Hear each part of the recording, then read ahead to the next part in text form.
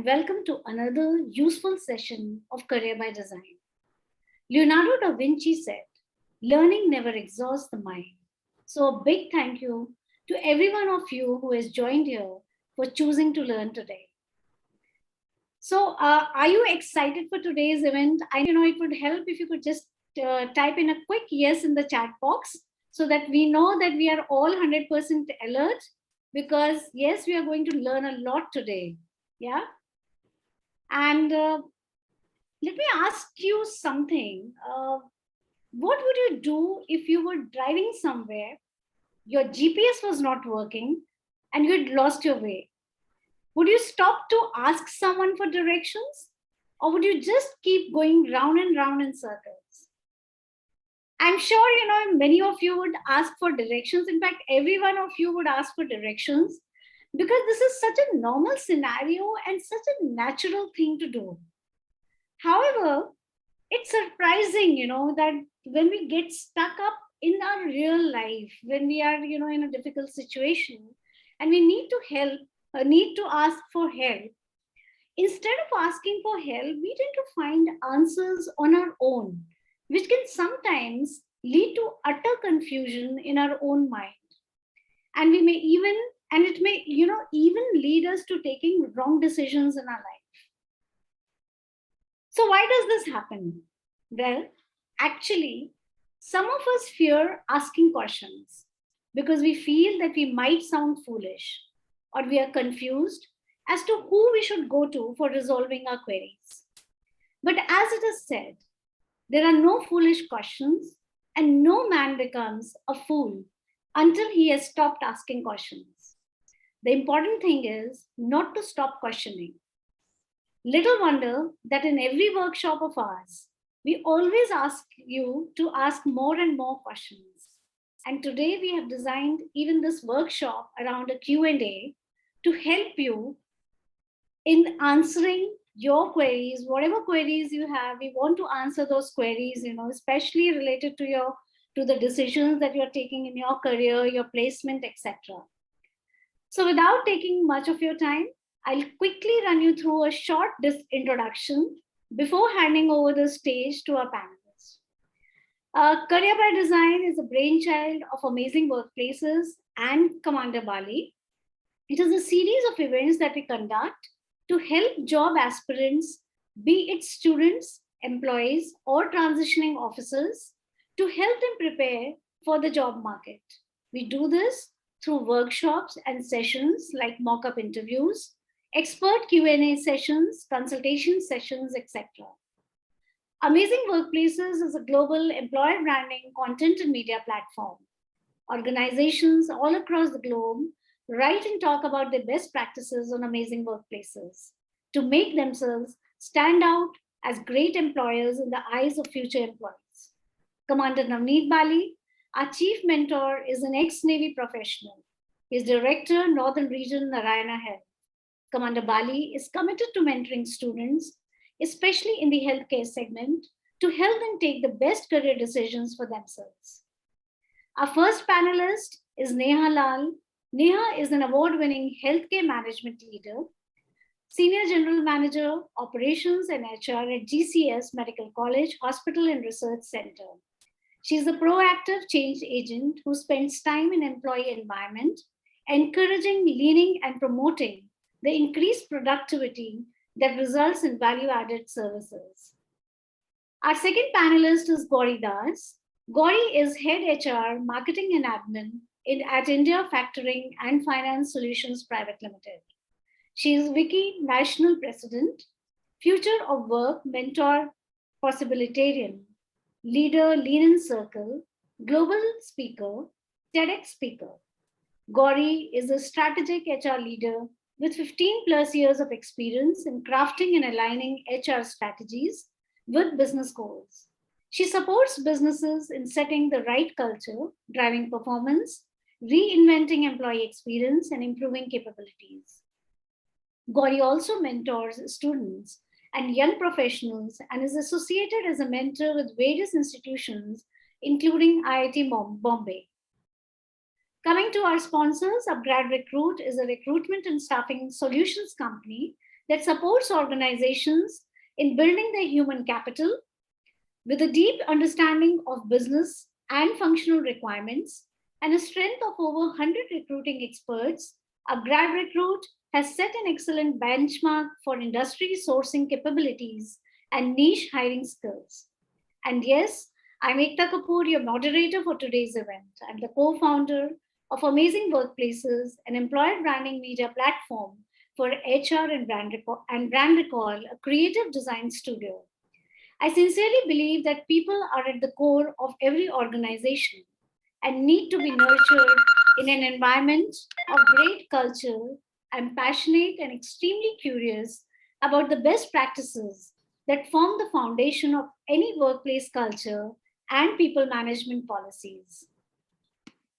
So, once again, a warm welcome to Commander Bali, Neha Lal, and Gauri Das, who will, shortly join us, and all of you who have joined here today with us on a Sunday morning. It just shows how important this workshop is for you. I'm sure you'll go back from here more enriched with a lot of takeaways. And while I hand over the stage to Commander Bali and our other panelists for a quick word, I would request you all to write about your vocation and experience in the comment section so that we can know you better. Yeah. So, Commander Bali, over to you. Yeah. Thank you so much for the introduction. I think I would like that we come back directly on the topic, and since it's a Q&A session, it'll be very, very prudent that we start, telling everyone who's here to start asking questions and interacting with us. Basically, the topic is about emerging trends in healthcare, about how the recruitment is. I'm sure we've got today two very, very eminent healthcare professionals. Both of them are looking at, fields like HR, admin, marketing. And I'm sure they have gone through this transition which COVID has brought us about and where we are right now. And I think they are rightly positioned today to answer many of the questions, because in many of the students, many job seekers will be interacting with them directly, calling them up, sending them mails. And I think they are absolutely in the right place. But yes, I can tell you one very important thing that, and I think this is happening across all the domains of healthcare now. Most of the healthcare institutions today in the country are looking for people who have who are oriented towards digital healthcare, about remote healthcare, about leaving the conventional way healthcare is delivered into something that we have already seen in COVID, where patients, when they were afraid to come to the hospitals went to them. I mean, they were told that you can sit at home and we will come to you, whether it was home healthcare, whether it was teleconsultations, whether it was sending reports on their mobile phones. And I'm also reminded of Dr. Devi Shetty when he talks about that mobile phone is going to become a single gadget where your health is going to be sort of driven through. And he's very, very right. Today, Narayana Health, I mean, he wakes up at around 4:30 in the morning. He tells this very often, and he takes his ICU rounds on the mobile phone by an app called Adi app. So you don't have to actually be present in an ICU. So this is how healthcare has transitioned from what it was pre-COVID and post-COVID. So I think over to Neha and Gauri and all the participants to take it forward, and to all the questions that I think are there in the minds of young people here. I'm sure they will be benefited tremendously for this. And it doesn't matter, Ekta, whether you have one participant or 100. It's the quality which is more important than the quantity. So I think it's wonderful to have everyone who's there. And thank you so much for joining us. Over to you, Ekta. So thank you, Commander Bali, for this brief introduction. And I'll just like to correct that Gauri is from the banking industry and not the healthcare industry, and she is going to give a different perspective to this discussion. So over to Neha and then Gauri for a brief introduction. Yeah. Very good morning. First of all, I thank Ekta Kapoor for bringing me on this platform to have a very interesting discussion and interaction with the fellow colleagues as well as the students who are aspirants for the career making. Since I'm from the healthcare background, I'm going to talk on the healthcare management and how the career is going to shape especially post-COVID era. So when we talk about the healthcare career pathways, these are all clusters occupations and there are grouped because of the shared skill. Healthcare is like multitasking always. So this includes the variety of occupations that require different kind of education, skill, talent, training, and whatnot. So last year was actually absolutely was tough on the recruiter. The pandemic and its repercussions devastated some of the talent acquisition teams. That is our recruitment team, keep the new demands on the others and prove to be the historical, change agent, virtually recruiting, onboard recruiting, and a remote workforce become a norm of many way. And I think the virtual hierarchy is here to stay. So 2020's adversities and 21, I think, of the second wave will certainly inform talent acquisition trends in 2021 and beyond. I think we have to talk about this particular decade. More companies will adopt the virtual recruiting technologies, shift to talent attraction efforts to remote candidates, consider the internal talent pool that is a buzz these days, focus on the diversity, equality and inclusion. The best recruiters also will take the opportunity to add the new skills. We are talking about the AI tools, we are talking about digital healthcare. So lot many new loop pool is going to be created as far as healthcare IT is concerned. Over 1,500 talent acquisition professionals from different 28 countries have identified these trends in a survey that was published on the LinkedIn. And in the same way, the hybrid workforce for on-site, the remote employees will become more normalized in going forward, and hiring process also will be like having the combined approach, virtual as well as in-person processes. So company of course will emphasize more on internal hiring, looking at the all scenario in and around in our environment, looking at the use of healthcare IT, using of the technology, use of new startups coming with the AI tools and all that. So I think this is something which we are looking forward to have, apart from the the organic recruitment and having all same skill and same pool of nursing doctors and paramedic professionals. So I think I would love to have the questions from the audience just to address how the healthcare is shaping as far as career pathways are concerned, and what are the new trends which are coming in, and how the student and aspirants have to be prepared for and look forward to work in those areas. Yes, thank you. Thanks, Neha. Thanks for your introduction. And now over to Gauri. Yeah. Thanks, Ekta, and thank you so much for your patience. Like Mr. Bali said, that now the tools are digital tools. So digital definitely helps, but at times it plays havoc the way it happened today with me, and there was a technological challenge, and that's how I am delayed. So talking about banking, what's happening there, it's all about digital today. Fintech is the new norm, and we want everything to be done from home. Ekta, you would remember going to bank branches for opening FD or whatever requirements we had, and being in queue, especially if it was a public sector bank. But today, even the broking account opens in seconds. KYC 100% has become online, and COVID accelerated these changes. So in banking, whatever we were doing till 2019 or 2020, most of it was yet manual, because banks are huge. So any technological changes or any changes in infrastructure takes a lot of money, and there is hierarchy. It takes a lot of time to change that, take that decision. But today, we think that we are more of a technological company rather than having or being in a bank or a non-bank. That is the amount of change that has come in banking especially. And that's where most of the roles, which are the general roles that we have in banking, the sales, the product or M&A, the investment banking, which is supposed to be a very coveted role. But besides that, the most of the openings here are in tech sectors. Like I said, it's more of running a financial organization, more of running a technological organization than a financial one. So most of it is coming from there. And second thing, that is for freshers who are coming into the system in banking, but those who are already there, for them, things have changed drastically. So today we are working along with machine. That is the skill that our people require now. Say, for example, you are doing underwriting or you are evaluating whether a particular proposal is good to go or not. So far, you have gained so much experience that your gut feeling or your intuition would tell you whether it is right or not, along with all the data set that you have. But today you have a lot of information through machines that will tell you the financial modeling that will add on to the knowledge that you already have.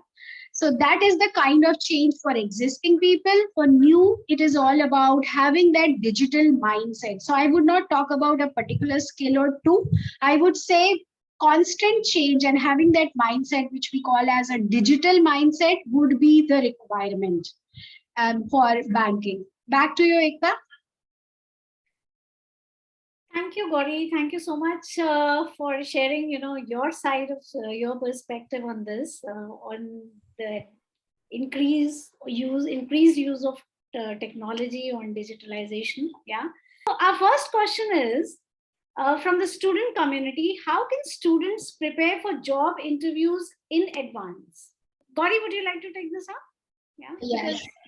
So, and Neha, good to hear from you about what's happening in the medical and healthcare sector. A great knowledge indeed for me. So, talking about interview preparation, the first thing, whatever changes we have done, but JD, the job description, still remains the most important key element. Though it would also happen in people's course of life that whatever they see in the JD, none of that they do actually when they come on the job. But still, as a starting point, the job description would play a very important role. So go through job description, the competencies that have been mentioned, and evaluate at your level whether it is a fit or not. Because we are our own best judges, and we get to know first whether there is a match or there is not a match. So that would be first thing, go through JD in detail, identify each and every task that is mentioned there and whether you bring that competencies or not. Second would be focusing on transferable skills. No matter what you have been doing, but connect it to the role that has been on offer. And whatever skills you have been bringing to the table would be useful here. Even if you are changing the industry or even if you are changing the role, this would be a mantra. Besides whatever you are doing immediately, it is going to add up. But what I have seen is many a times during interviews, people are unable to bring out the skills that the value that they add. And that becomes kind of a point for rejection that they do not know what they are doing. In our language where we say usko pata hi nahi hai wo kya kar raha hai, especially for freshers. When they go for internship, they get lot many skills. But when it comes to interviews and sharing those skills to the interviewer, there is a huge gap. So bridge that gap, identify. Many a times they think I did this particular thing and it is not related to what is on offer. How can I share it? No, you have to bring it in a perspective that this is what I have done and this is how it relates to the current job. So that is another thing which is bridging this gap of whatever you are bringing in. Third would be the general visual, I would say visual hygiene today, because most of the interviews, first round at least, is on web. When we started, we did not know whether we are visible, whether we are talking to camera or we're looking at people's expressions. But by now, all of us have learned this, and we need to be very careful how are we presenting ourselves. Distraction and all the basic visual hygiene, I would say, would be next thing. Fourth, if it is about offline interview, then follow all the things that have been taught earlier. Just like the virtual interview, only your pants can be different when it comes to virtual and offline interview. So that would be another thing. Next would be, and very important, read about the company also. Lot many times you can bring up a discussion and you can bring up a connect just because you read about the company in detail. Now, where would you read from? It would be LinkedIn, it would be website. Many companies are present on Twitter, Facebook as well. Go there. Look at the profiles of people who are working. What are they posting? How do they celebrate things? So this would be all about the culture piece of the organization. And finally, I would say that asking a question to the interviewer, because don't think that it is a one-way street. It is a two-way street. They are evaluating you, and you need to evaluate them as well, because you do not want a short-term relationship. So this would be final thought, that ask questions to understand them better. But that is after you have prepared very well in terms of technical skills, in terms of JD, in terms of understanding the company, and in terms of the value that you bring to table. So I would end here. Neha, please add. Thank you, Gauri. Gauri has actually pointed out a very important point for any kind of job. I mean, if it's a healthcare or non-healthcare, when you prepare yourself for facing any interview, I think a lot many key points which Gauri has already covered. Just to add more onto this, I think I'll give you a practical example. I always been, adopting this for myself, and I always look for other candidates too when it comes to the interview and, having yourself discussed for that particular position. I think we also have to think about when we are applying, we are going to be committed that company or committed to that organization. So I think it has to be transparent once for all. You have to open up. You have to do your homework properly. Where these companies, what are their mission, what are their values, what are their company succession plan, how the company is going to be in next 10 years. I mean, think about those. So not adapt a job just for the sake of taking a career step. I think those parameters, if any candidate keep in mind and adjust their role accordingly besides the job description. These days, as Gauri has mentioned, a lot of e-interviews are happening and you have to be on virtual mode, eye to eye contact, having those skills, showing up the confidence, keeping your talk very short and just precise to the question. Plus you have a lot of questions to ask to your interviewers also, how the company is and what kind of questions. So everything is available. If you do your homework properly, keep your answers straight and precise, I think that would work. Apart from that, you have to do a lot of research. Whatever the job roles you are applying, whatever the JD, if you are thinking that JD is, suiting to your education abilities and all that, I think having the industry knowledge, having that domain knowledge always helps. So make yourself updated what is currently happening.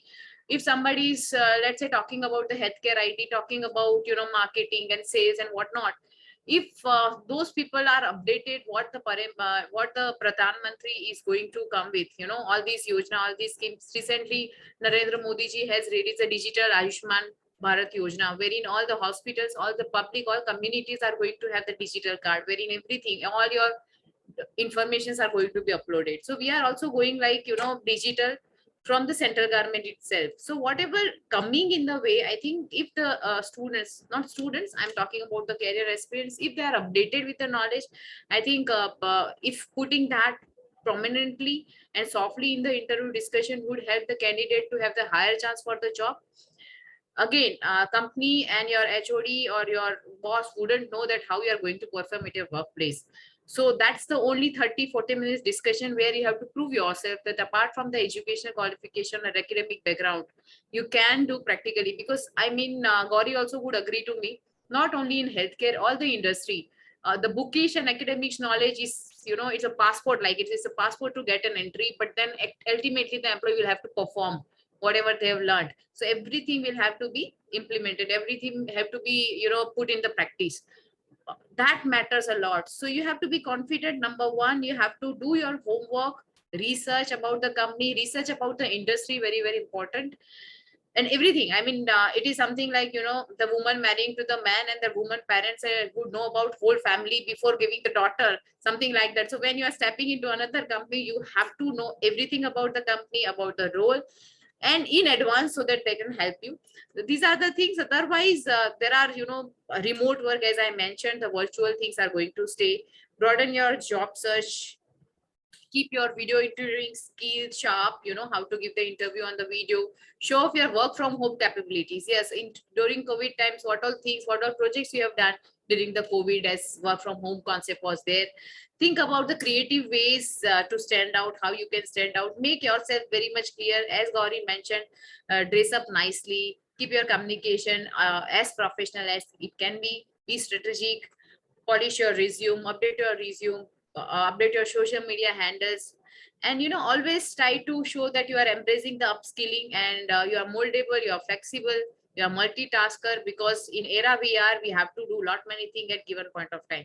So if you keep everything besides your job knowledge, of course, If you keep all these things into your mind before proceeding for interview, I think that would really help the candidate to go further. Keep communication always alive. Once the interview is done, I mean, send off one email to HR, be in connection. Sometimes what happens is, if you are not selected, your one mail of thank you note will remain in the database. And many times, if in the future, if you are required, then HR can always get back and check. So that skills, I think, would really help if you sustain. Points from Neha, and this particular thing, like Neha brought up, that leave the thank you notes or in database, and it does happen. Yes, I have also done it, because sometimes you feel that this candidate, though not selected, yet showing good attitude. So that is very important, and I have practical experience. And besides that, whenever there is a rejection, try to connect with HR or line manager. They may share some feedback, but most of the times it would not be available, because the number of profiles that one receives is huge. For one position, at times I receive 1,000 profiles, and from there, even if you are interviewing 8-9 people, it is impossible for you to go back to tell 1,000 people why your profile was rejected or what you can do to improve. But at times, especially the interview piece of it, if you went for an interview, you may get a feedback. Even if it is not, follow your own reflection, check out what you could have done better, and also focus on what was your strength, because most of the times we forget about strength. We just think that we should have improved on this particular thing. So focus on your strength. Reflection is an extremely good tool to know that. For example, today I'm speaking here, I'm going to go back few days down the line and check how did I do well. I could have added few more points or whatever. So that is reflection. Do that, and remember, at the end of the day, a rejection or a selection does not define you, because you are awesome. Thanks, Ekta. Thanks, Gauri, for adding that point. Thank you, Neha and Gauri. I think you've raised very, very practical and very valid points. I'm sure, it's going to be very helpful, because, so, we have a question from Prudvi, for Neha. So Neha, can you check out in the chat box? Yes, I have just read it. Yes, Ekta. I am on it. The question coming from Prithvi. Let me take that. This question is subject to your field. Thank you. All things are digitalized these days, and these are replacing humans, which is not right. So I'm confused to choose my perspective job. Something can be done, replaced by computer, or something where the human touch is still there and which cannot be replaced. Like, I want to choose something where the status quo of human touch is still there. Very good question. Thank you for bringing this point, because this is a buzzword these days, especially in healthcare. Because as Commander Bali mentioned in the beginning, that technology has taken over. Your ICU is getting managed, your home healthcare is getting managed with the technology, just to the smartphone. Let me tell you that these are my own perception, Prithvi and other fellow colleagues there, that healthcare is something, wherein you see a lot of empathy, sympathy, connection, communication, counseling. Now all these factors are very important for human lives. We can replace certain things over technology as far as smart healthcare is concerned. But still, this model is going to be hybrid in a way that, few of the things, like patient is a bedridden at your particular home, and the doctors cannot visit. You cannot afford the charges of ICU, and that patient will have to be monitored constantly with the nurse and all that. That the technology can help.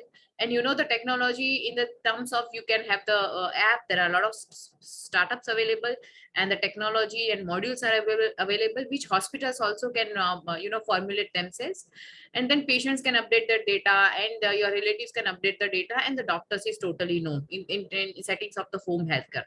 But in the hospital, what typically happens is, during the COVID, because there was no any way available where we can see the doctors. So previously the doctors were having a lot of resistance to use the technology. But thanks to COVID, now all the doctors are so comfortable, because they also have to run their business. They also have to earn, they have to work, and they have adopted that. Then the e-consultation have started. Now e-consultation for your medical problems is fine.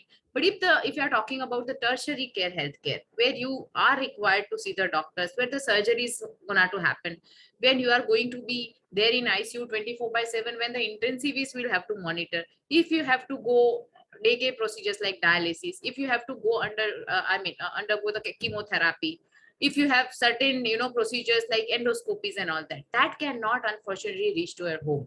If you talk about the radio diagnosis, pathology, of course, with the lab and all that, the person and labo will come and take your samples and your results are delivered.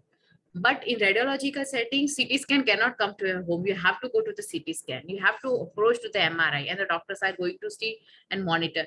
So I think the healthcare is a very complex industry, wherein a lot of things are there in the base hospital where the patient will have to reach, and hospital as a whole cannot come to the home.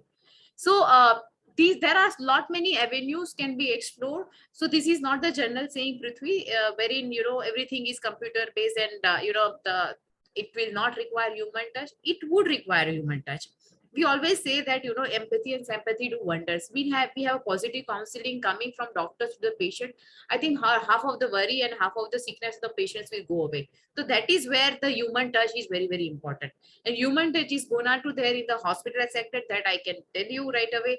Apart from the fintech and other e-commerce and all that, that is where the interaction and the customer as well as the delivery, I think that interaction is not gonna to be there. But the healthcare, the communication, coordination, counseling, in person, your physical touch, everything is very, very important. As far as we talk about the doctor patient relationship, in other areas also, as you are pursuing the healthcare management, hospital will have to function. We are in the service industry. Patients are going to come. We have to be there in that particular phase. As you have rightly said, during the COVID, the hospitals were only functioning, not any other industry. Everything was under lockdown except hospital. I followed by all my staff, all my nurses, doctors, paramedic staff, even back office staff. They used to be there right in the hospital to treat patient. Hospital is something that is dealing with the human lives. Whatever technology may come, we have to embrace technology for our own effective outcomes. But the industry is going to remain same, and there are going to be employees working in the hospitals. Look at the hospital market these days. If you do the Google, I mean, what is the market talks about? I mean, our GDP is now in the first time in the finance, in the budgeting, the 5% of GDP has been allocated to the healthcare. Why? Because post-COVID. So I think the healthcare is also being given a fair chance to develop our nation, our country, coming out with more new technology, more new equipments. We have the Make in India projects coming in to Narendra Modi ji, and I think a lot of pharma is going to be developed. We have our own vaccines. We did not adopt, from outside countries, and a lot of things have been happening in the healthcare. There are a lot of chances for the earlier, I think in my younger age, we used to see about the BPO. There are, business process outsourcing there. They're for the US companies, and all our healthcare workers used to work for the US company. Now there are knowledge process outsourcing. There are KPOs available where your knowledge, your expertise can be taken in order to develop healthcare in India. There are a lot of companies who are there who are taking your consultancy and taking your help and expertise in developing their own model. So there are a lot to come. And of course, the human touch is going to be there. Do not make any confusion in your mind. You are still pursuing your academics. I think the future is going to be rosy as far as healthcare is concerned. That much I can assure you. Thank you. I hope I have addressed Prithvi. Yes, ma'am. Thank you very much. Thank you, Neha. Thank you for Thank you, finishing ma'am. off on a positive note. Yeah. So we move on to the second question. Yeah. Somebody has asked, are there any freelancing opportunities for people in their 40s and 50s who do not prefer a regular job? And how can one search for such opportunities? May I take that? Because I just touched upon that particular point. So see, as I just mentioned about the KPO, apart from your routine roles in medical industry, if you want to work as a freelance in the younger age, there are medical writers. Now there are digital technologies. So a lot of IT professionals can work freelancing based on the project. You can always go into making some app, making some software, making the life easy. I mean, the patient side, the doctor side, based on the challenge within the system. There are a lot of challenges in the hospital. There are a lot of issues and bottlenecks in the hospital. One has to understand and give the solution technology based. That is one part. So medical transcription is medical writer, digital content writer, having the communication and having your website up to date, reaching out to your patients digitally. All these era is there for freshers to develop.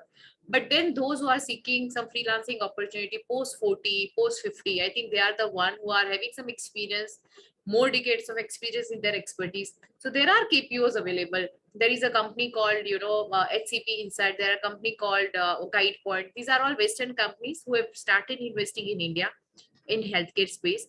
So I mean, they hire you as your partner, as experts, and you just have to deliver your talk. You have to give your expertise. Say for example, there is a company and they want to invest, and there are startups available, and they are the venture capital company. They want to invest in any kind of hospital group, so they want to know the market. So if you are there in the market, no worries if you have resigned your job and you are at home, but still you can give your expertise in terms of how the market segment is, what is the customer base, what are the trending in your area and region. Let's say I'm from Gujarat, so how the Gujarat market, healthcare market is, which hospital is doing good, where is the thrust, where are the thrust area of the market, which are the different challenges which that regional place or kind of hospital is facing. So there are a lot of such questions where you can answer, you can do your expertise, make them help, and then you can earn the money also, and they pay you per hour, because these are the US companies. So this is a very good model which started, I think, post COVID only. There are a lot of companies who reaching out to the healthcare professional like us.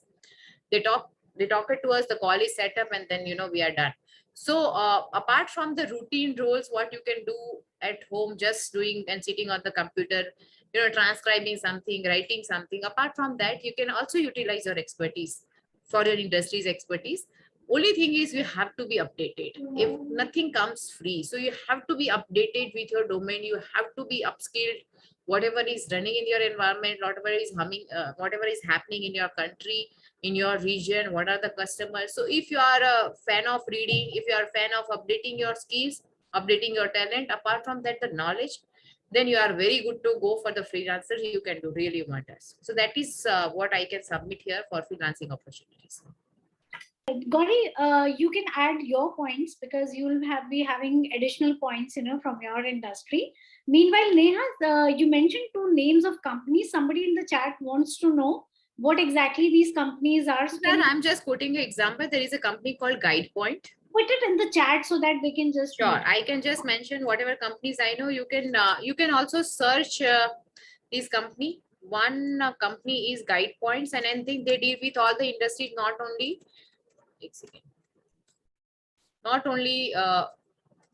healthcare. There is a GuidePoint. There are HCP insights. There are calls from.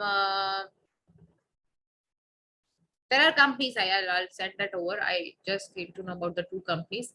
So they are working in the group. I mean, if they want to, they have to hire any hospital, or they are, everything is, that, consolidation is happening. Small healthcare setups are getting consolidated with the new and, large healthcare center. So these companies will help as a consultant to that hospital, to that healthcare setup. Those who are doing the freelancing, not even freelancing, if you are working in that setup, you can put up your profile there. If you are selected for that question, for that particular expertise, you'll be called. The call will be set up. It could be virtual, it could be verbal or telephone, and then there'll be a couple of questions like this, and then we just have to answer. But then you have to survey, because there are very lot of important surveys are being done. For that, you should have the thorough knowledge which can be useful to this company. Thank you, Neha. Okay, Gauri, over to you. Yeah, great points, Neha. And it is so good that it's happening now, because I remember my days of break when I wanted to do something, but nothing was available. Yes, certainly. Yes. Yeah. I agree.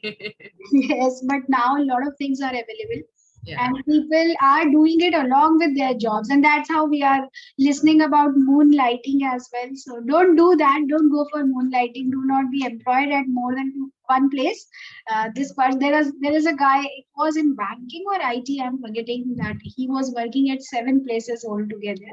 Don't do that. But yes, go for freelancing opportunities right now. And there are many, like Neha shared. So there are some websites also. Even Naukri has a section for this now. LinkedIn has a section for this now. There's a website called Freelance India. There's Freelancer, 99 Design, Upwork. There are so many websites if you Google, and I can put it in the chat box as well.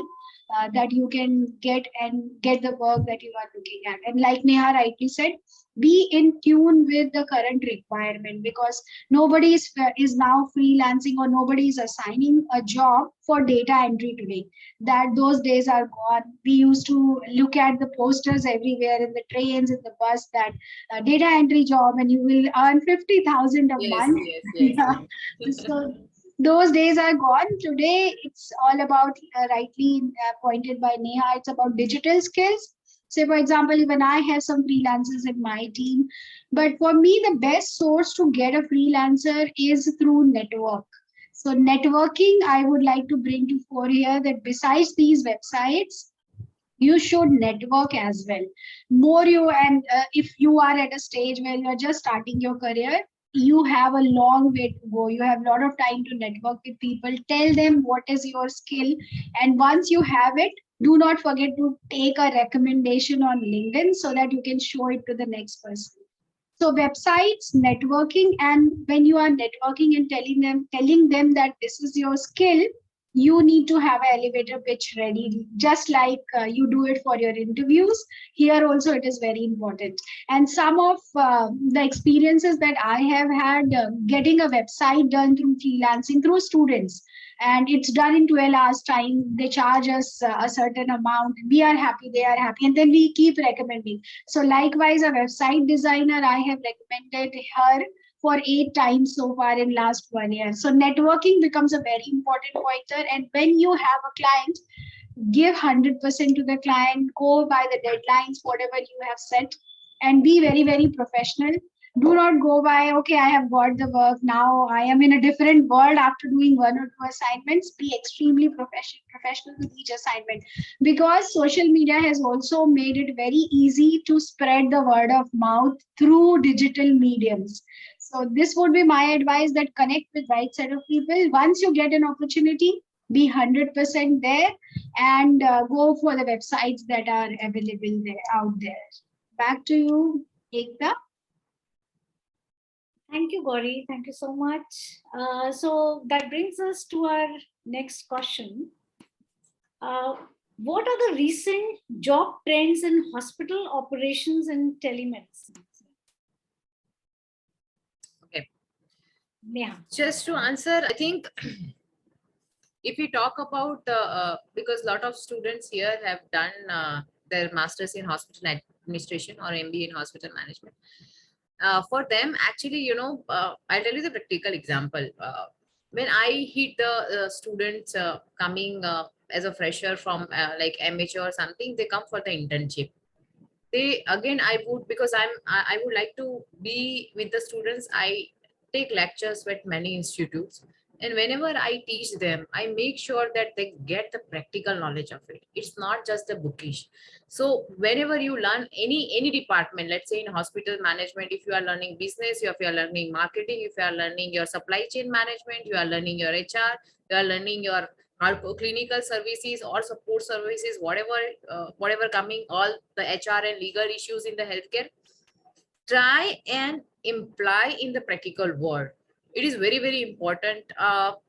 In country like us, many a times which happens that, we also face in our children education that, a lot of curriculum is not getting updated.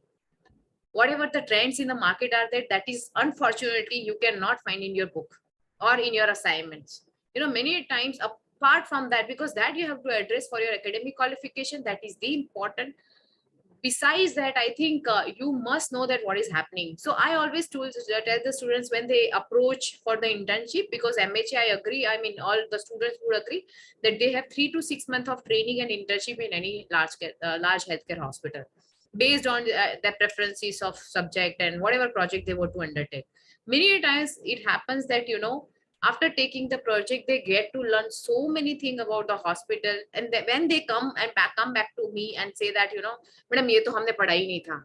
यहाँ के ही पता चला, hospital में enter होने के बाद ही पता चला कि इतनी प्रॉब्लम्स होती है, something like that. So I really want you to take a pause, do your academics well, but then besides that, try and see the hospitals whenever, if you want to work in hospital, then and then, if you are you want to understand as an industry, wherever, by any friends, colleague, relatives, if you can have the access of the hospital, try and visit the hospital, try to understand the whole atmosphere, whole the vibe of the healthcare, then and then you'll come back to, I mean, you'll get back to no.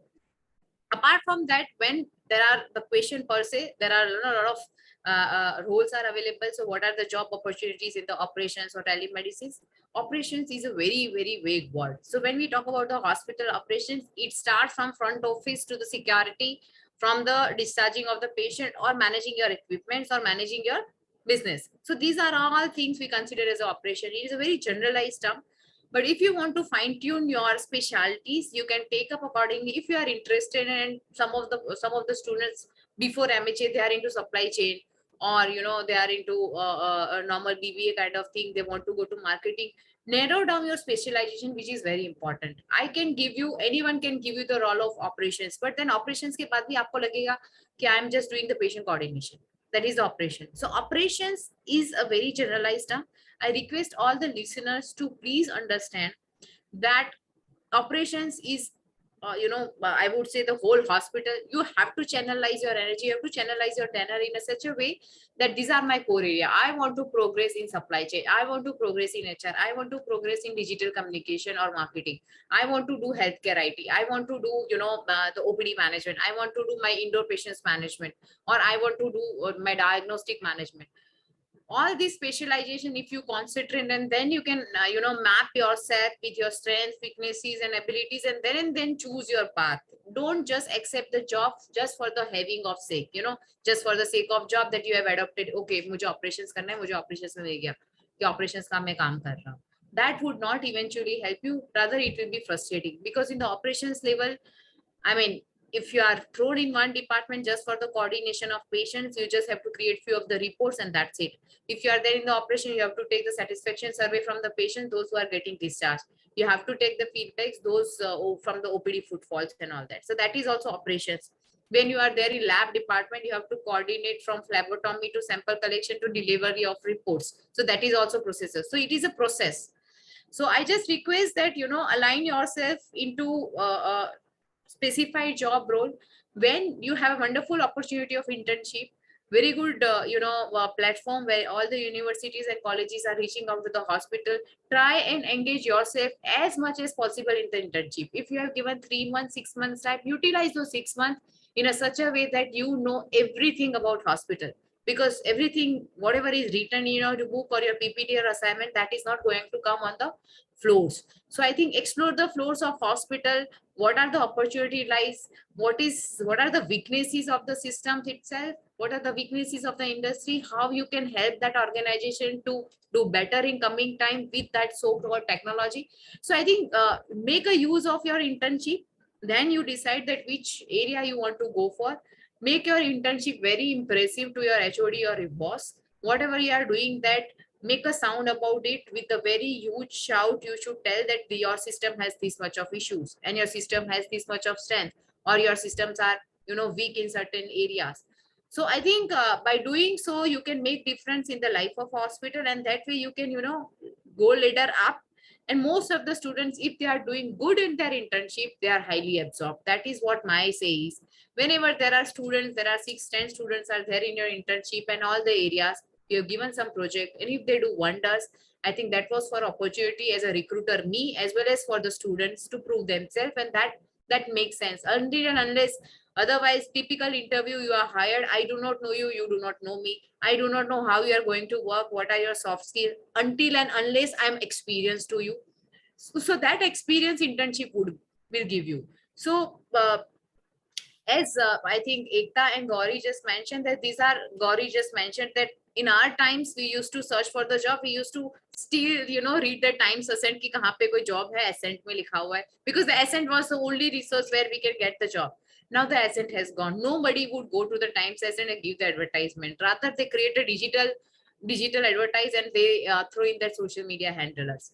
So I think things have rapidly changed in last 2 decades, and you are smart enough to engage yourself in the networking, engage into social media, just to know about your competitors, how the hospital is working. Everything is so accessible. Then that access unfortunately was not given and not available during our time. So I think you are lucky enough to know in advance. And I tell you, the ample of opportunities lying there. But then the scorers, I'm talking about the intelligent students coming from the TIS, coming from the IHMR, coming from Chitkara University, or any good brands. I think they are not getting good breaks. Reason being, they do not know the industry. They do not know where the requirement is. So focus on your area and sharpen your skill, and be updated with your domain, and most important, the future healthcare. And then you can create a space, whatever the telemedicine or human, I've been talking about the AI use, and lots of applications are available. I give you one example. There is of course the healthcare industry is facing a lot of shortage of manpower. So there is a one app available which a very small company and the startup has created. They scan the patient face. So the cameras are there in the OPDs and all the waiting areas. They just the camera is moving to the patient waiting area, and the patient faces are getting scanned. And by doing that scan, actually in that happiness index, the software tells you that patient is happy, patient is sick, patient is vulnerable, patient is in lot of pain or something. And based on that, your PRO or your customer care gets to know that this patient require immediate attention. That PRO goes to the patient, ultimately address that patient, and patient is taken in for the consultation or whatever diagnostic patient is waiting for. So that is how the AI is getting. That is not something that human touch is not required. The technology is helping you to reach out many people in an effective way. So that is how the healthcare technology are being utilized. So don't get confused कि अगर telemedicine आ गया तो doctor ही करेगा ना telemedicine. हम तो कुछ नहीं, we are not doctors, we are healthcare management professional. Our job is to get the patient on that platform and make that doctor available to that patient. Plus that consultation should happen in a way that more and more business can be created. That is where our job lies. So do not ever think that telemedicine, this is something that human touch is going to go. Nothing can be replaced. Nothing can be replaced in healthcare. Only thing is how to maximize the use of technology in order to get better revenue, better business to your organization. That only matters. So please understand the industry first, and then deep dive into the role, and then select your career path. I think that would eventually better. Otherwise, I have a lot of MHs in my hospital. They are not doing great. I mean, they rather frustrated. ये तो हमने कभी नहीं सोचा था कभी ये करना पड़ेगा, because they have invested so much. So I request all of you to focus on your area, sharpen your skill, and then jump into the hospital sector by job. I think that would really help you. Right. Thank you. Thank you, Neha. Thank you so much for this. I hope whoever had, I don't think that person is here today, but whoever had this query, go back and check, and we have. Yeah, thank you. Thank you Shruti so has much. written that it has addressed query. Thank you. Thank you so much. So Thank you, ma'am. thanks, Prajay. So our next question is about upskilling. What is the best way to upskill oneself, and how can one ensure that the course we are doing has market validation? Are there any particular courses that are more in demand when going for an interview? And Gauri, I would like you to answer this one in a general context, and then Neha, especially related to courses related to healthcare, I would like you to answer that as well. Yeah. So we can start with you, Gauri, on a general note, and then Neha can end with the healthcare segment, right? Yeah. So thanks to digital, there is the cost has come down for upskilling, but thanks to digital, you must continuously upskill yourself. I'll cite my own example. I did my master's of psychology after 14 years of experience. So for today's generation, or even for us, the formal education only is ending with completion of the degree, but you have to continuously learn throughout the life. Another example would be design thinking course, because I wanted to give an experience to my employees for whom I write a policy. So when I create a policy or create a particular process, is it actually adding value to the end user is what design thinking taught me. So these are some of the examples where you want to upskill. Now, why did I go for design thinking or psychology? Because it was connected with my goal. I am a HR professional, and for me, understanding people beyond whatever is known to us as a human resource professional is very important. And that's where I did this psychology masters, and it has really added a lot of value for me to connect with others. So this is the way how you would decide where do you want to upskill. So number one, have a goal and align it, tag it to the upskilling course that you are looking at. If you are looking to progress in the same area, then you can go for the courses which are there. For example, my example only, I wanted to remain in HR and I wanted to upskill myself in HR. Now, if tomorrow I want to do digital marketing, my upskilling would be something different. Then I'll go for digital marketing courses, which can help me create a brand. Say, for example, if I want to focus on employer branding, I would go and learn skills, digital skills pertaining to employer branding. So the goal is extremely important, and you have to tie it with the course that you are taking up. That is number one. Number two, connect with people in your network, your seniors, or for students, it can be 2-3 years down the line, the people who are already in the market, or experts like Neha, because it is about healthcare industry. So they will tell you what you should take up, what is coming up in next 2-3 years. And likewise, reading also would help you understand what you should be taking up. Third would be have a mentor, and mentors will continuously guide you what you should be learning. Next, what should be learning 3 years down the line, or if you have a goal for 5 years, I would not say we should be looking at anything beyond 5 years. Things change every day now, and there cannot be a planning for even 5 years would be a very long time. But even if you are planning for 2 to 3 years, get connected with the mentor, and they will know how you should go for upskilling course. So these would be some of the guidelines through which you can choose. The fourth one would be looking at the job roles which are being offered in the industry today. You can go have a look at Google, at Naukri, at imjobs.com, or there will be some specific websites for healthcare industry. Go and have a look. What are they asking for? If they are asking for a particular skill, is it tying up with your goal? Go and do it. So this is on how would you identify whether I should go for a particular skill or not. I think the horizon is still here, Ekta. We don't have to talk about how to upskill, or it's the whole thing. Okay. Yeah. So once you have identified your why, what you should go for how part of it. Now, upskilling can be done in various ways. It can be a quick course, bite-sized course that we have micro learning today. Even that can be helpful. If you're looking for soft skills, for example, and you want to go for learning presentation skills, it can be a course on LinkedIn, it can be a course on Coursera, or there are so many upgrade is here. So many ways to learn a particular skill in a very short span of time. That is one way to do it. Second way is to again have a network, like you are improving your communication skills. There are forums like Toastmaster. You can connect with those forums. You can go and present every week, and they will tell you what you need to improve upon. That is another way to skill yourself. Third would be to connect with your manager and ask them to give you a role which has some involvement. They will train you on the job, they will train you off the job also, they will put you for the training, and they will help you learn that particular skill because that is required. Fourth would be if you are in the system, have a goal. If immediately you cannot get a on-job training, you cannot get a particular role, be ready with that.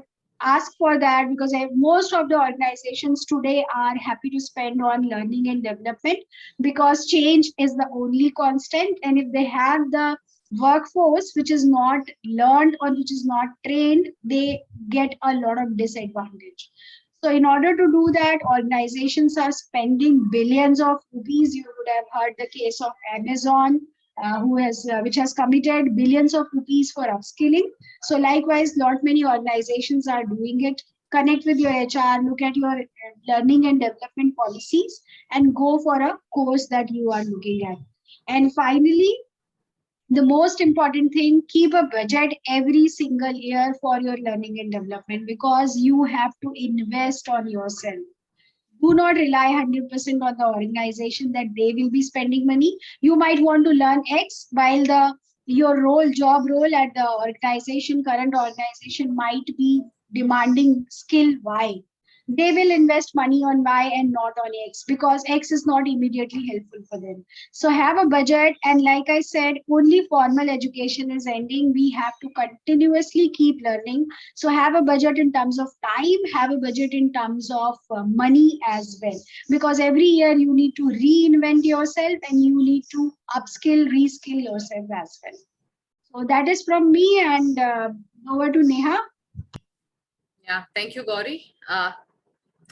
See, in the healthcare, when we talk about the upskilling, recent times, you have seen the COVID pandemic and the soft skill. I think in healthcare, another word of upskilling is the soft skill, wherein communication, team spirit, teamwork, positivity, having a flexible nature, multitasking, these all come into place when we talk about apart from the technology. Of course, you have to learn, you have to upkeep yourself in aligning with the technology, as we discussed about the healthcare IT, and that is a game changer in this particular decade and going forward. Apart from that, in healthcare, if you try and understand the upskilling, unlike other industry, there are very few programs which you can adapt to upskill yourself.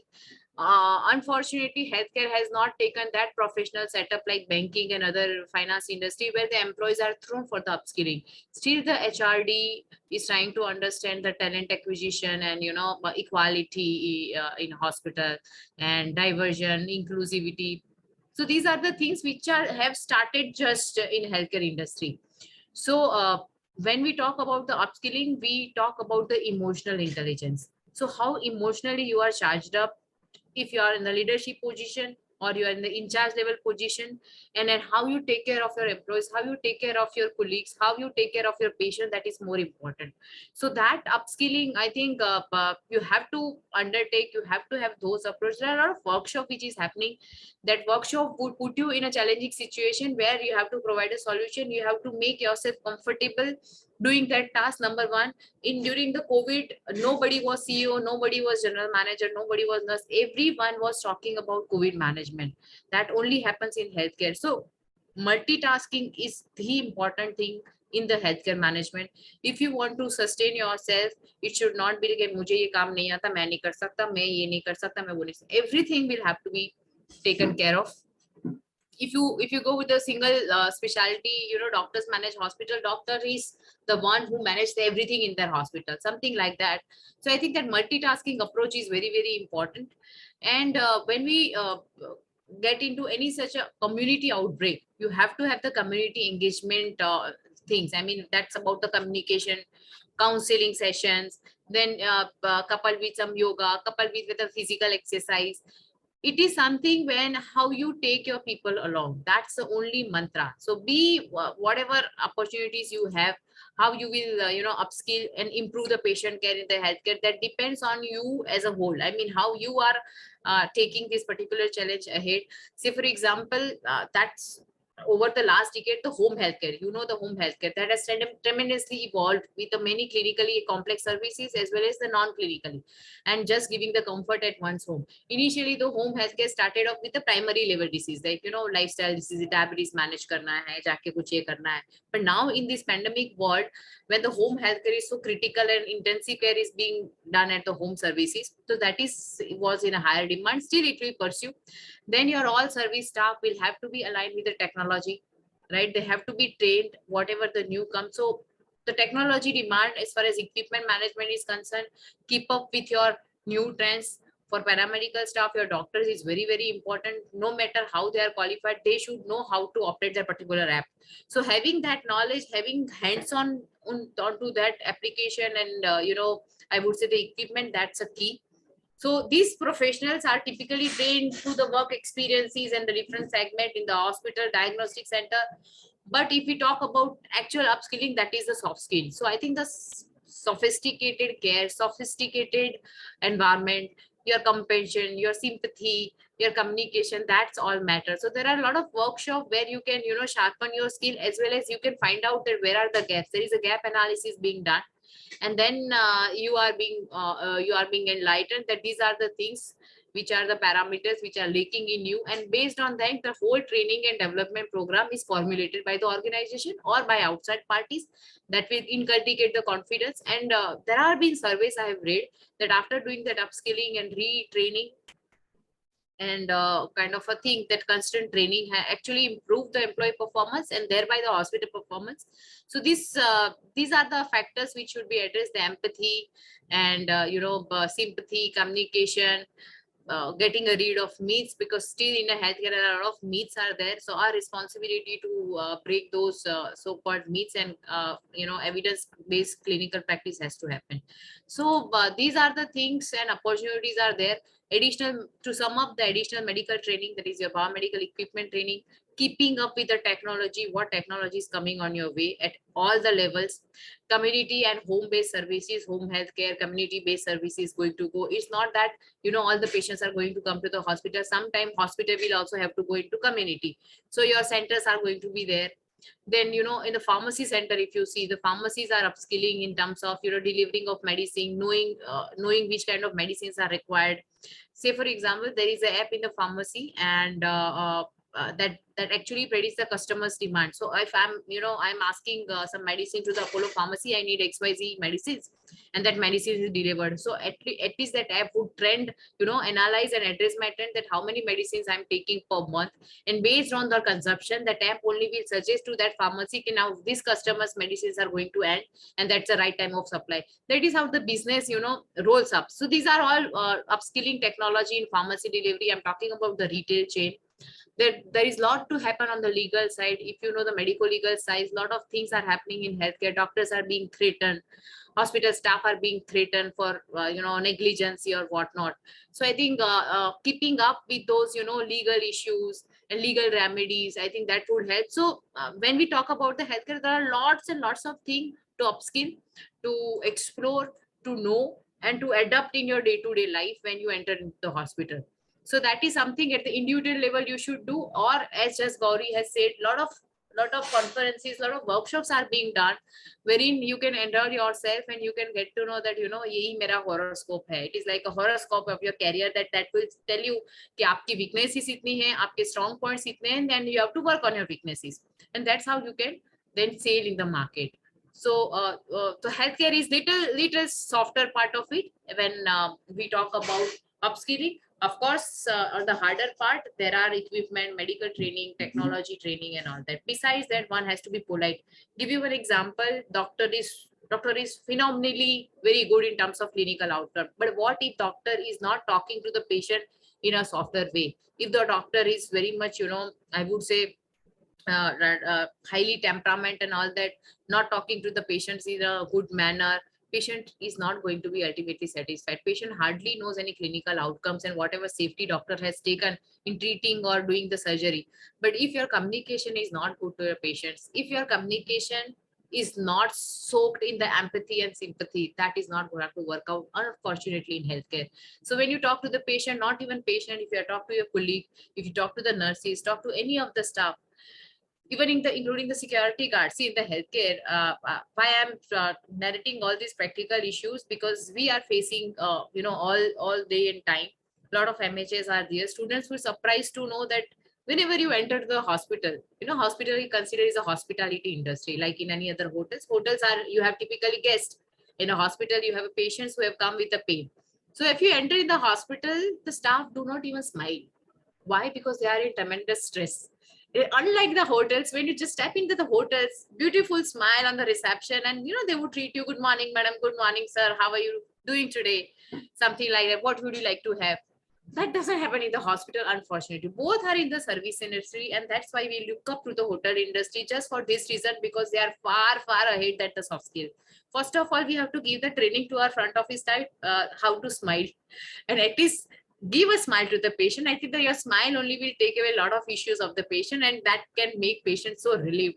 So starting that journey starts from the front office itself, when you have to wear your smile. You have to talk to the patient in a very calm and soft manner, where your patients are comfortable talking to you. They open up. Same with the doctors.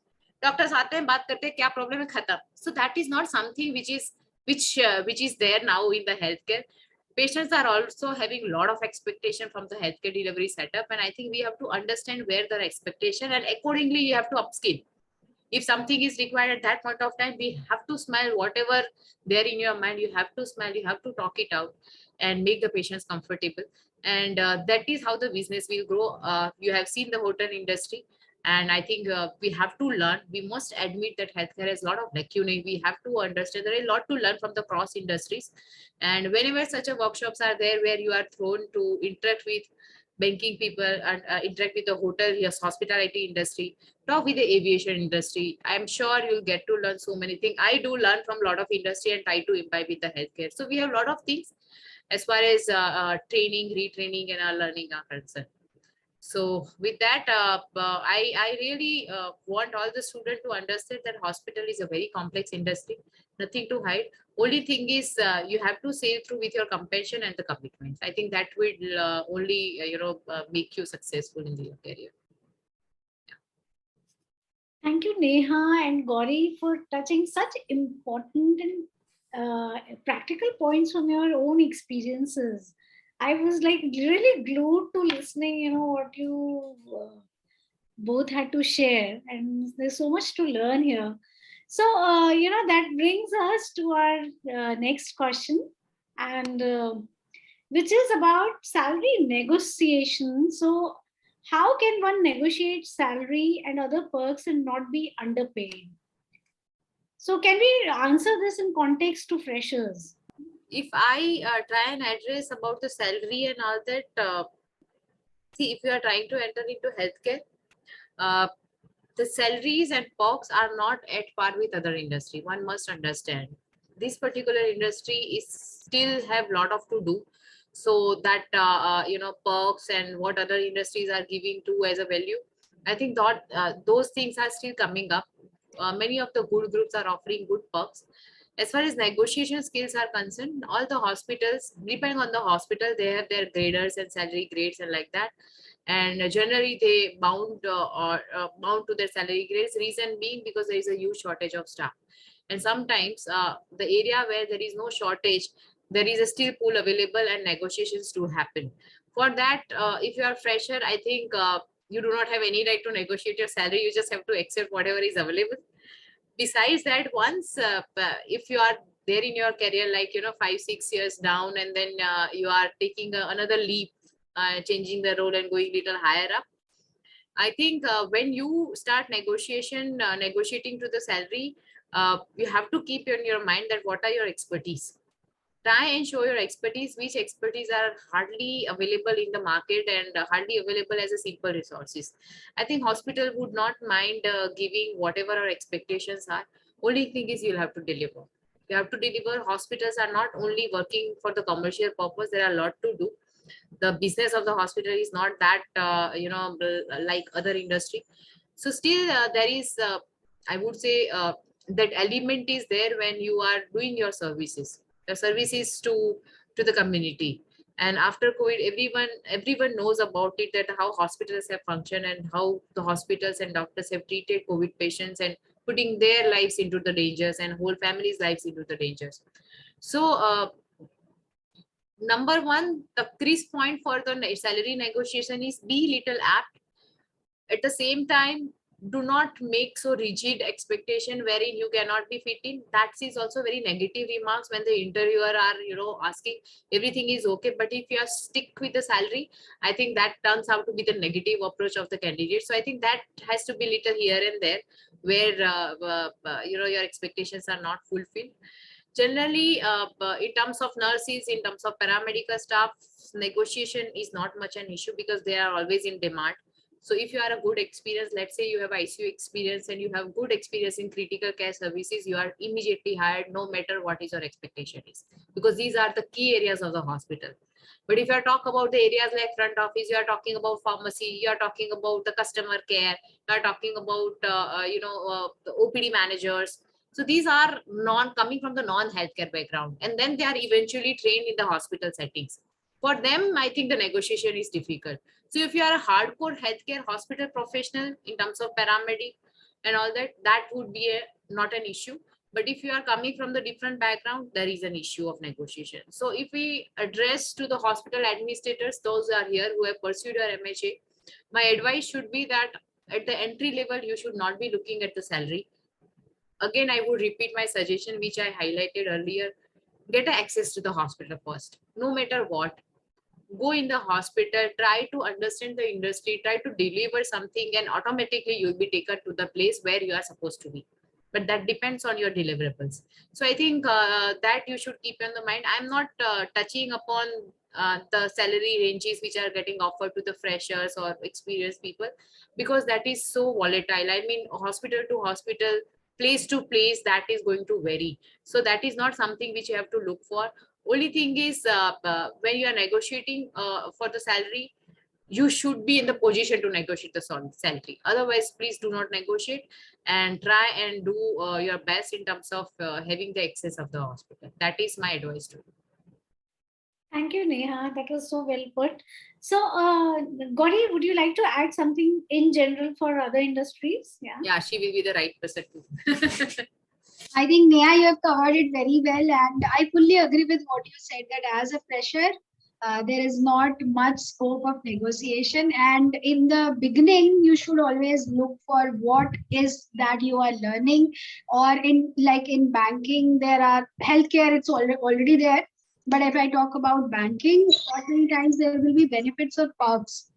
You can be given an assignment overseas, or you may be your parents may also be included in medical insurance or something like that. So look at those perks as well, the learning opportunities. Lot many times they will have a tie-up with certain institutes. Like I know many people who have done their MBA from institute like Symbiosis, a great institute, but they went through the organization. So look at those benefits also. Don't just look at what is the number that you are getting in hand every month. Look at the holistic package. And also don't forget to look at your manager, who is going to be your boss in the system, because your career is, yeah, very, very important. And they will nominate you for a training. They will nominate you for reward. Look at the incentive structure also, because it's also heavy in banking industry. It's very important that the roles that you are choosing and the incentives that you are looking at. But don't take up something just because it offers a lot of money. Say, for example, banking, the most coveted job would be of investment banker. But the number of hours that you spend, close to 20 hours every day, you need to have a balance there, or you need to negotiate it within yourself. Am I okay to be up for 20 hours every single day and get huge money in return? That is what you need to look at. So these are some of the things which are important. You can get a data on salary from, say, linkedin.com. Sometimes on Naukri, the position would be listed, and it would also be listed that this is what the company is paying.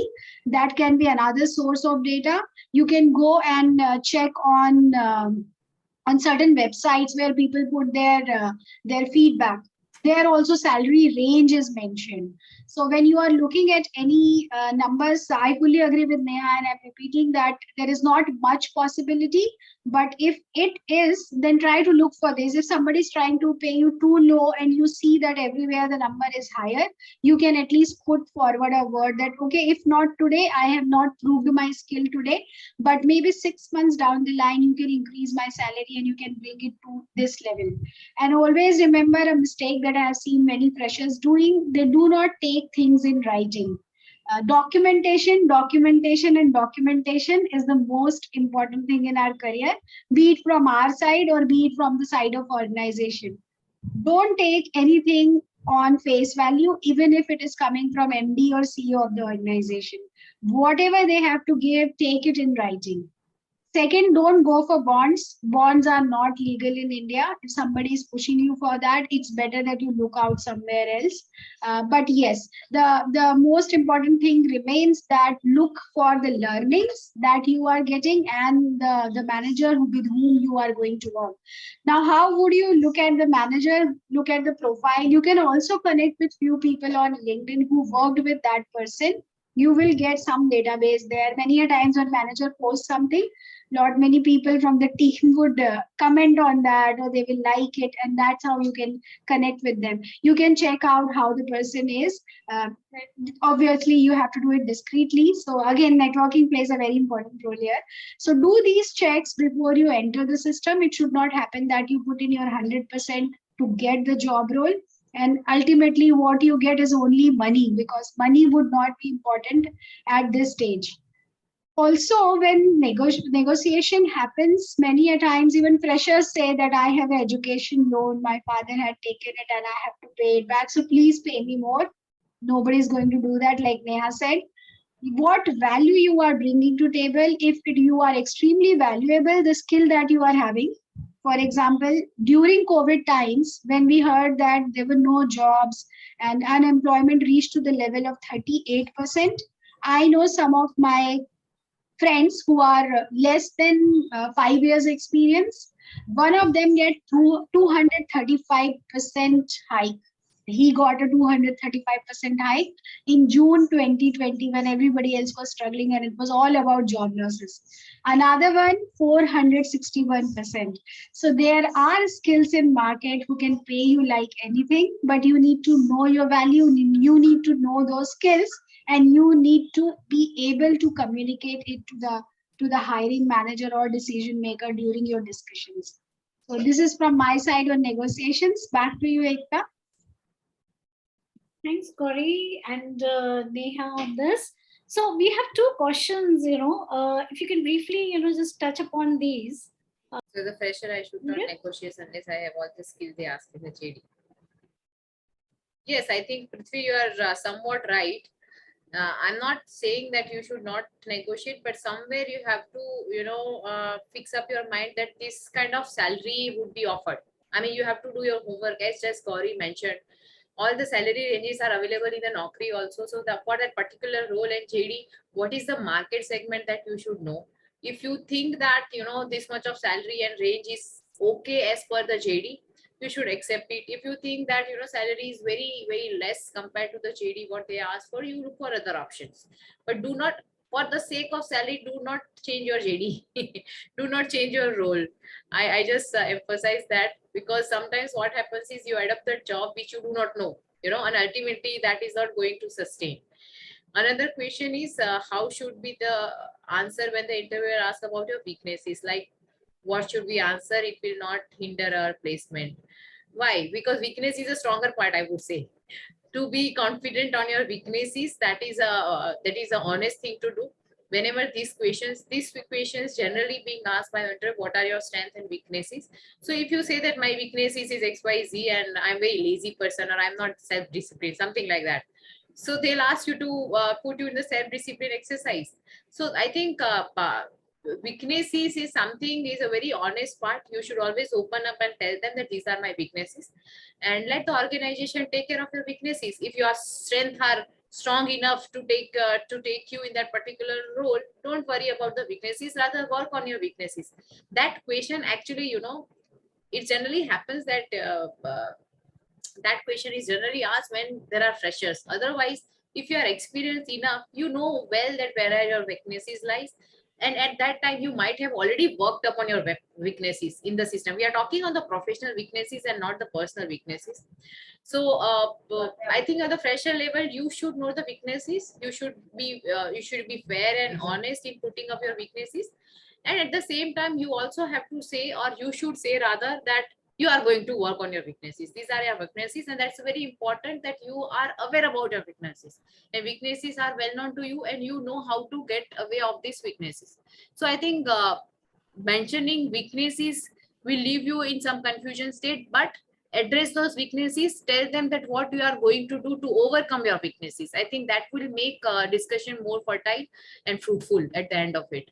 I think Gauri would agree to me that, you know, weaknesses are mentioned karo, but at the same time, you should also tell them that, you know, you are working on it. I think that will make things better. Gauri, you want to add something here? Yeah, I think Neha explained it very well once again. And yes, so not many times now such questions are now obsolete, because we also know that Yeah. student is very much prepared to respond to these questions. But if someone happens to ask, you also got to be smart and you got to convert your weakness to strength. Like Think about, Neha said. think about the Narendra Modi ji. He is not good in English. Still, he is running the nation and so efficiently. That is his weakness. But who cares? आपके strength जो है, that strength should be strong enough that your weaknesses are not even talked about or not even thought about. So don't think on your weaknesses. Gauri rightly mentioned, I think these questions we hardly hit to the freshers and not to the experienced people, because we think that the weaknesses are already taken care of. So this is a very typical one. When you Google there what kind of questions are going to be asked by the interviewer, you'll be able to immediately be able to see that, you know, what are your strengths and weaknesses. So such a things, I don't think that would come up. Eventually, there will be solutions given to, situation given to you wherein you'll have to find your strengths and weaknesses. That's another example. But everyone has a weaknesses. I mean, as I mentioned, the Modi ji's khud weaknesses kya hai. There are a lot of entrepreneurs we see, a lot of successful people around us. Everyone has a weaknesses. So don't hide those weaknesses. Be apt, accept those weaknesses, and work on this. The way Narendra Modi ji have done it. Just keep a translator and work hard on. You should know the solutions to your weaknesses. That's it. Absolutely. So most of the times they are trying to look for a match. So if I'm bringing in a team member, I want to know whether you are a team player or not. If I'm bringing in someone who has long hours working, I want to know whether having a great family life or me time is your strength or your weakness, whatever. So the question is generally asked with an intent to understand, would you fit in the culture or would you fit in the team that you are going to work with? So be honest, like Neha rightly said, be very honest, because if you lie, and tomorrow the same thing becomes a challenge for you to work. Say for example, you do not like to work with others and you say, I am a great team player. Tomorrow there may be a situation that 100% you are working with team and you would not like that environment. So better to be honest. If you know about your weakness. Self-awareness is missing for everyone, and that has been proved by Harvard University research also. They say only 5 to 10% people know about themselves, their strength, their weakness. It is not. So try to figure out your strengths and weakness, not to tell the interviewer, but to tell yourself and work upon yourself. Because nobody is perfect. Neha rightly said, don't hate yourself for a particular thing, but don't overindulge also. Now that you know your weakness, make it workable at least. So coming back to whether you should, how you should respond to this question, bring out something which is a fact. Say, for example, my handwriting is extremely bad. Now, if I hide this fact, tomorrow there is some role. Say, for example, I have to design something and write something, cards, thank you cards, for example. When I have to bring up a thank you card, I have to look for 10 people who can write there. So if there is a job role which requires your handwriting to be really good, don't tell them that that is not your weakness. They may relate it to something. So be honest about that. And the second question, which was first question actually, related to whether I should not negotiate until I have all the asks. 99% of times you would never have 100% ask in the JD. So go with the, say, even if you have a 60-70% connect in the JD, you apply for it and be confident about your skills. You would know whether you are adaptable or not. So anything comes up, can you learn or not? Your learnability, that is also a skill, whether it is there or not, you would know on your own. So be confident. 50, 60, 70% match is a good match. Apply for it. Be confident to negotiate as well. But have data like we discussed. Get the numbers from outside and don't say, since I have these many expenses, I need to be paid.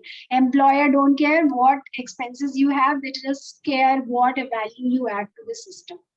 Back to you, Ekta. Thank you, Gauri. And this brings us to, our last question, which is on soft skills versus hard skills. What should one focus on more for career progression? So, Gauri, you can take it up and then we can go to Neha. Sure. Yeah. So I would say it's not soft skills versus hard skills. They complement each other. Your hard skills will make you reach there. So, for example, a data scientist, the example that I cited, 461% increment was for a data scientist.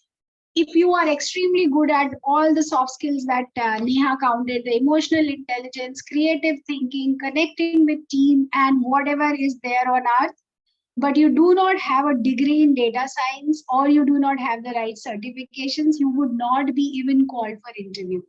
So your technical skills are the first thing that will get you an interview or get you a career. That is extremely important.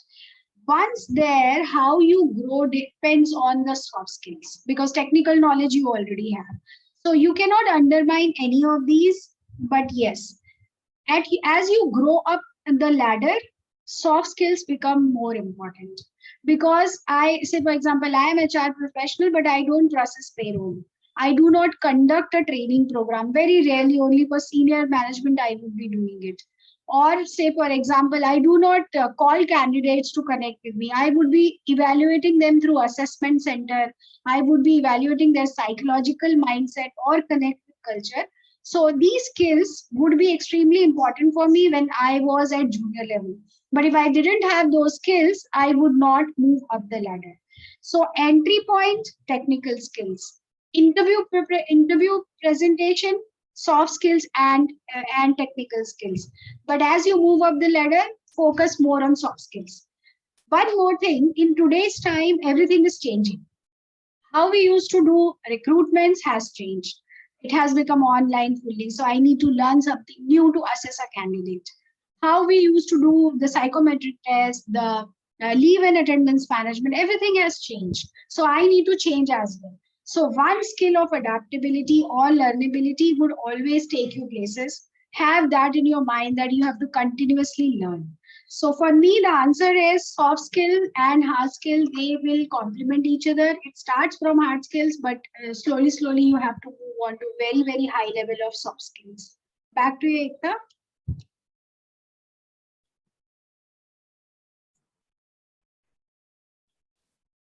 You're on mute. Neha, would you like to add on something? Yeah.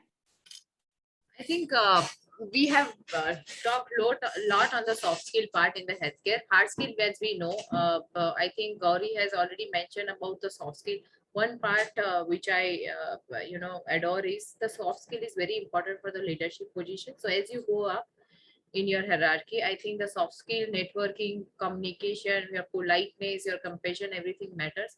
So hard skill is something after your academic qualification you have learned, but besides that you have to add the soft skill at each point of your career, and then keep on nurturing so that your acceptance, your leadership values, that actually gives contribution not only to your company, to your people at a large. So agree that it's not about hard skill versus soft skill. I think both required at the optimum level at each and every point of your career and each and every industry. So that is no comparison. Everything is the important. Yeah. Thank you. That brings us to the end of this session. And thank you so much, Gauri and Neha, for adding such valuable points. I mean, I think it's really very helpful for, for the people who joined in. And so thank you once again, Gauri and Neha, for such a wonderful session Thank you. with us. Thanks for staying there with us with so much patience and answering all the questions with so much patience. Thank you once again, and to our audience. So I just want to add that our next session is on mentoring. So anyone who wants to join us on 24th April 2022 can join us for a mentoring session.